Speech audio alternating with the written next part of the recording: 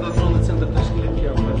Атмосферный воздух, загрязнение содержания. Если разрешите, вот это основные, значит, наши платформы, которые позволяют нам в режиме онлайн отслеживать все соединены к системе GPS, и мы Prezidentimiz juda katta xavotir. Menga обязательно доложить yani.